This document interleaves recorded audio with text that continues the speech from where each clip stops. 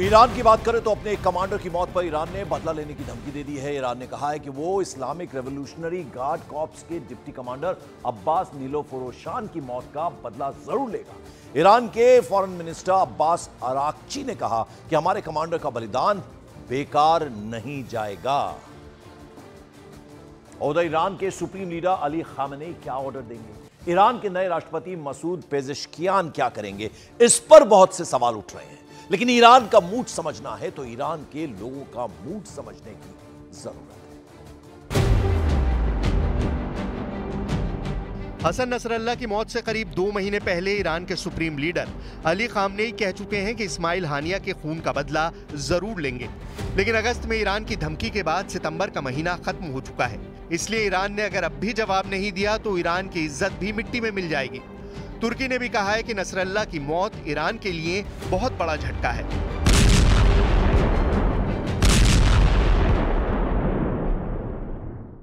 Nasrallah bölgenin önemli figürüydü.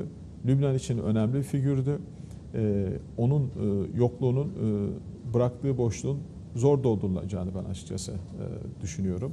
Hem Hizbullah için hem İran için Nasrallah.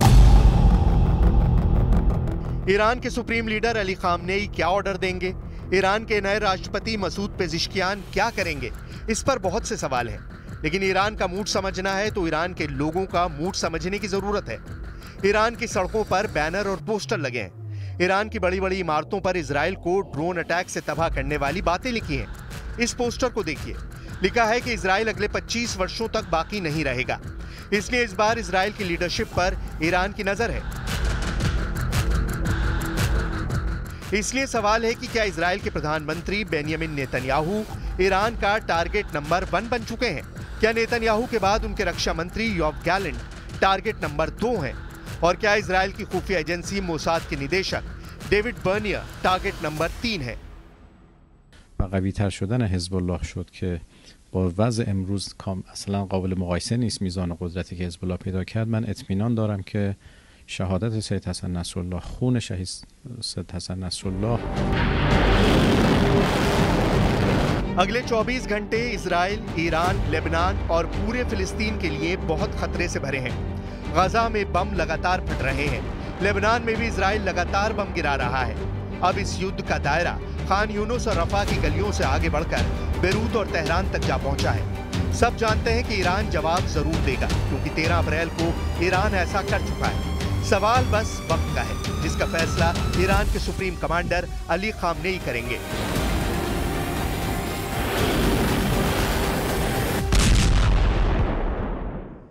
बड़ी खबर आ रही है। इजराइल डिफेंस फोर्स ने यह दावा कर दिया है कि 27 सितंबर को हिजबुल्लाह चीफ हसन नसरल्लाह के साथ 20 आतंकी भी मारे गए। आईडीएफ ने यह भी दावा किया कि हिजबुल्लाह कमांडर अबेद अल अमीर भी मारा गया है। उसके अलावा नसरल्लाह का सबसे ज्यादा भरोसेमंद समीर तौफीक दीप भी इस हमले में मारा गया। आईडीएफ ने साथ ही साथ दावा किया कि हिजबुल्लाह की सुरक्षा यूनिट का हेड इब्राहिम हुसैन जजीनी भी ढेर कर दिया गया है। इस बीच इजरायली सेना ने कहा है कि हिजबुल्लाह का एक और कमांडर को खत्म करने का दावा उनकी तरफ से किया गया है। इजरायली सेना ने कहा कि शुरुआती रिपोर्ट में हिजबुल्लाह की बदर यूनिट के चीफ अबू रिदा के मारे जाने की भी संभावना है। और हसन नसरल्लाह का शव मलबे से निकाल लिया गया। आज उसका अंतिम संस्कार हो सकता है। इस बीच ये बताया जा रहा है कि उसके शरीर पर चोट के कोई निशान नहीं मिले। तो ऐसे में सबसे बड़ा सवाल यही है कि शरीर पर अगर चोट के निशान नहीं है तो फिर आखिर नसरल्लाह की मौत की वजह क्या बनी, आखिर कैसे हुई नसरल्लाह की मौत, इस रिपोर्ट में देखिए।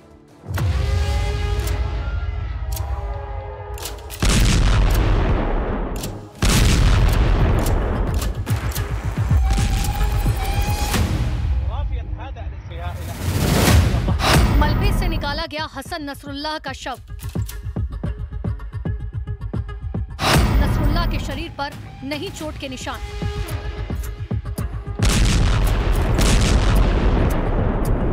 क्या बनी हसन नसरुल्लाह की मौत की वजह?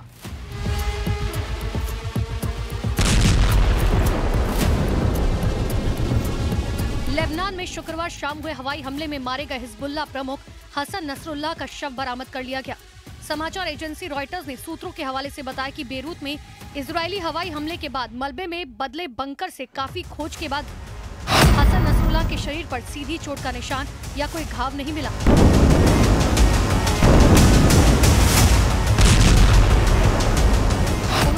ऐसा लगता है कि ब्लास्ट के बाद दम घुटने और ट्रॉमा से नसरुल्लाह की मौत हो गई। दरअसल इजराइल की ओर से हमले के बाद ये दावा कर दिया गया था कि उसने नसरुल्लाह को मार गिराया। हिजबुल्लाह ने शनिवार को बयान जारी कर नसरुल्लाह की मौत की पुष्टि भी की थी। इजरायली आर्मी ने खुफिया सूचनाओं के आधार पर किए गए सीक्रेट ऑपरेशन में शुक्रवार को उसे अंडरग्राउंड भूमिगत बंकर पर हमला किया था, जहां नसरुल्लाह और कई दूसरे हिजबुल्लाह कमांडर बैठक कर रहे थे। ये बंकर दक्षिण बेरूत की एक व्यस्त सड़क से 60 फीट नीचे होने का दावा किया गया था।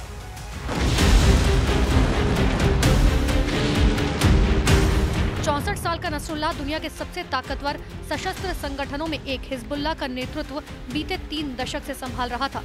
इजराइल रक्षा बल ने हिजबुल्लाह की मौत के बाद भी लेबनान में हमले जारी रखे हैं। इजरायली सेना लगातार लेबनान, खास तौर से दक्षिणी लेबनान में बम बरसा रही है।